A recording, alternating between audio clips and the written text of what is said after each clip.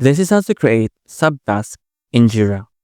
So from your Jira, click this create button, choose a project, and for work type, choose task, add a summary. Let's say menu, creation, and design. And scroll down, add a description,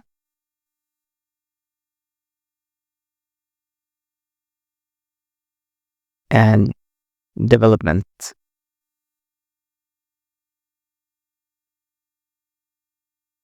So for priority, you can choose high or highest if it is urgent. And if you have a team, you can choose a team to work on this. For start date, you can select a date. Okay, for instance, 29. You can add attachment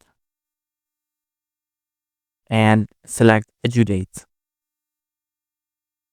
And for assignee, you can choose automatic or you can assign to yourself. And click create. Then click view. Click this plus icon and click create subtask. Okay, let's say breadcrumb development and click create. So this is how to create subtask in Jira.